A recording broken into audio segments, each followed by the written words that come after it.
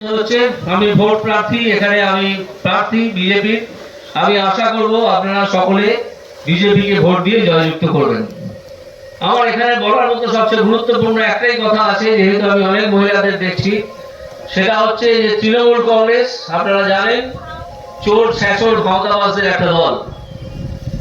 তাদের এখন তারা চাকরি চুরি করেছে, খাদ্য চুরি করেছে, সব চুরি করেছে, সন্দেশখালী করেছে। আপনারা জানেন সন্দেশখালীতে কি পরিমাণ অত্যাচার, মহিলাদের শ্লীলতা হানি, তাদেরকে যা যা করা যায় সব করেছে শাহজাহান বলে একটি লোক।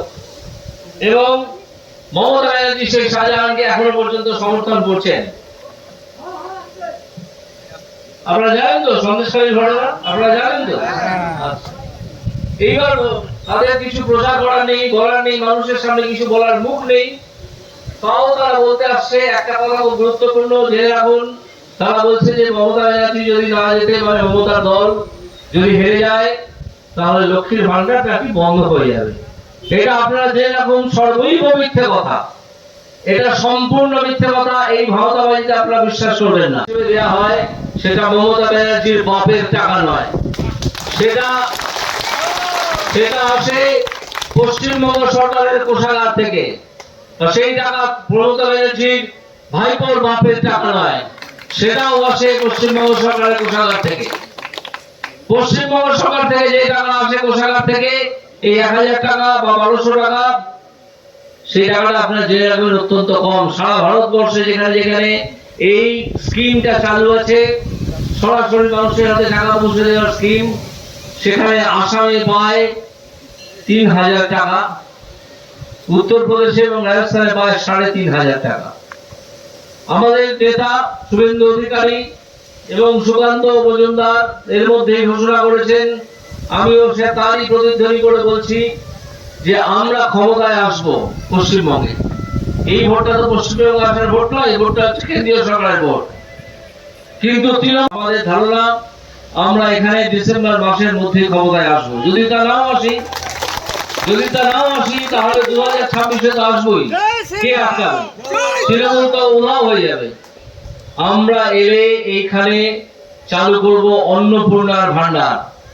সেখান থেকে প্রতিটা মহিলা যারা এই টাকা পান, যারা ভবিষ্যতে পাবেন, তাদের জন্য 3000 টাকা ন্যূনতম দেওয়া হবে।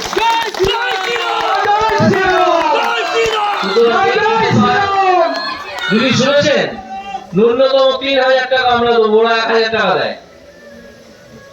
আপনারা শুনে রাখুন, যে এই ভাওতাতে আপনারা বিশ্বাস করবেন না, 5000 দেয়। মধ্যপ্রদেশে, রাজস্থানে তো 3500 টাকা দেয়। তোমরা 1000 টাকা দিচ্ছ কেন? 1000 টাকা দিচ্ছে, তার কারণ হচ্ছে পশ্চিমবঙ্গ সরকারের কোষাগারে টাকা আসার আগে সেটা খরচ হয়ে যায়, টাকা খরচ হয়ে যায়। আর এই যে টাকা কোষাগারে আসে, সেটা আপনার টাকা, আমার টাকা। এটা সংক্ষেপে আপনাকে বোঝাই। সেটা হচ্ছে, ধরুন আপনি 1 প্যাকেট গুঁড়ো সামান দোকানে কিনতে গেলেন, জামা কাপড় কাচার প্রয়োজন আছে, এবং সেটা কিনতে গিয়ে আপনাকে দাম দিতে হলো 40 টাকা। আপনি দিয়ে চলে এলেন। এই 40 টাকার মধ্যে 8 টাকা হচ্ছে ট্যাক্স। আপনি জানতে পারলেন না, আপনার জানার দরকার নেই, কারণ এই ট্যাক্স দিতেই হবে। এই ট্যাক্সের টাকার 4 টাকা পেল পশ্চিমবঙ্গ সরকার। গুঁড়ো সামানটা কিন্তু কিনেছেন আপনি, 4 টাকা পেল পশ্চিমবঙ্গ সরকার, 4 টাকা চলে গেল কেন্দ্রীয় সরকারে। কেন্দ্রীয় সরকার সংবিধানের নিয়ম অনুযায়ী আবার 2 টাকা পশ্চিমবঙ্গ সরকারকে ফেরত দিয়ে দিল। তাহলে পশ্চিমবঙ্গ সরকার আপনার দেওয়া 8 টাকা ট্যাক্স থেকে কত টাকা পেল? 4 + 2 = 6 টাকা। এইরকম ভাবে প্রতিদিন যে কোটি কোটি টাকা জমা পড়ছে, আপনার করের টাকা, আমার করের টাকা, সেই করের টাকা থেকে লক্ষ্মীর ভান্ডার দেওয়া হয়। সেই জন্যই বললাম যে এটা মমতা ব্যানার্জির বাপের টাকা নয়। এই টাকা আপনারা জানবেন, আমরা এলে অনেক বাড়িয়ে দেবো, কারণ পশ্চিমবঙ্গ সরকারের কোষাগারে যে টাকাটা জমা পড়ে, সেই টাকাটা কোষাগারে যাওয়ার আগেই এরা মেরে দেয় অনেক টাকা। তৃণমূল সরকারের যারা নেতা আছেন, যারা মন্ত্রী আছেন, তারা এর আগেই অনেক টাকা মেরে দেন। ধরুন নদী থেকে পাথর তুলছে, বালি তুলছে, তার জন্য পশ্চিমবঙ্গ সরকারকে যে টাকা দেওয়ার প্রয়োজন, 1 টাকাও দেয় না। হাজার হাজার লরি বালি প্রতিদিন তুলে নিয়ে চলে যায়। এইভাবে পশ্চিমবঙ্গ সরকারের উপার্জন কমতে কমতে কোষাগার কমে গেছে। কোন ক্রমে লক্ষ্মীর ভান্ডারের টাকাটা দিচ্ছে, কিছুদিন পরে সেটাও দিতে পারবে না। আপনারা দেখে রাখবেন। দিতে একমাত্র আমরা পারবো, কারণ আমরা চুরি করি না। আপনার কি খুব কথা বলার দরকার আছে এখন? এই আপনাকে বলছি, তাহলে একটু চুপ করুন।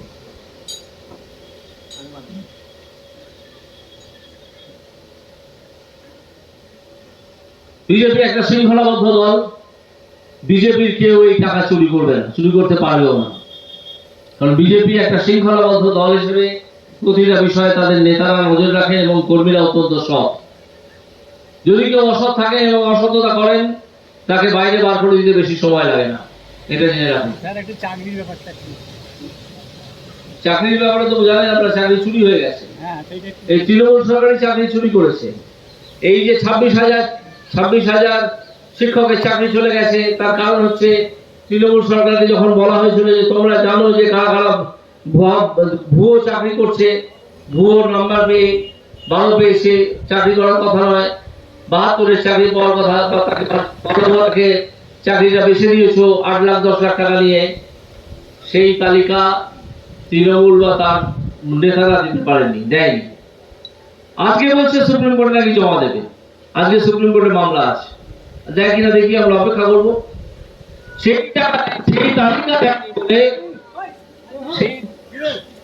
সেই তালিকা দেয়নি বলে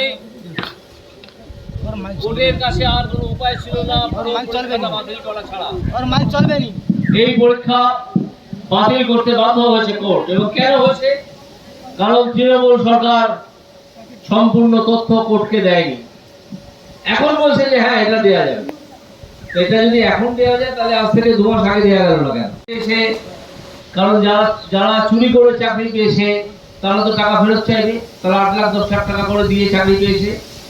যে দালালদের মাধ্যমে টাকা গেছে তাদেরকে গাছে বেঁধে পিটিয়ে পেটাবে মানুষ। এই ভয়তে তৃণমূল সরকার ওই চোরদের বাঁচাতে চায়, দালালদের বাঁচাতে চায়। সেই জন্য এই গন্ডগোলটা সৃষ্টি করেছে, যাতে 36,000 মানুষের চাকরি চলে যায়। আমাদের নেতা নরেন্দ্র মোদীজি বলেছেন যে আমরা চেষ্টা করব, আমরা পদক্ষেপ নেব যে যাতে 36,000 চাকরি না যায়। যারা যোগ্য প্রার্থী তাদের পাশে আমরা আছি। যোগ্য প্রার্থীরা ভয় পাবেন না, তাদের পাশে বিজেপি দাঁড়িয়েছে। বিজেপি সেই জন্য একটা আইনজীবীদের নিয়ে আমরা দেখবো কতদূর কি করা যায়। তো আপাতত এইটুকু থাকুক।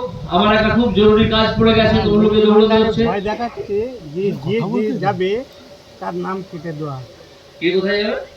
মানে ধরো তৃণমূলে যাচ্ছে, বিজেপিতে যাচ্ছে, বলে নাম কেটে দেওয়া হবে। কি থেকে নাম কেটে দেওয়া হবে? কি থেকে? টিএমসিতে ধরো আছে, বিজেপি যাচ্ছে, বলে নাম কেটে দেওয়া। তাদেরকে এই করে নামটা কেটে দেওয়া হবে। কোথা থেকে নাম কেটে দেওয়া হবে? এই লক্ষ্মী ভান্ডার থেকে ভয় দেখাচ্ছে। এইসব ভাওতায় বিশ্বাস করবেন না, এইসব ভাওতায় বিশ্বাস করবেন না। আমরা আছি, যদি নাম কেটে দেয় আমাদেরকে নেতাদের জানাবেন, আমরা বুঝে নেবো ব্যাপারটা। সুতরাং আপনারা ভয় পাবেন না।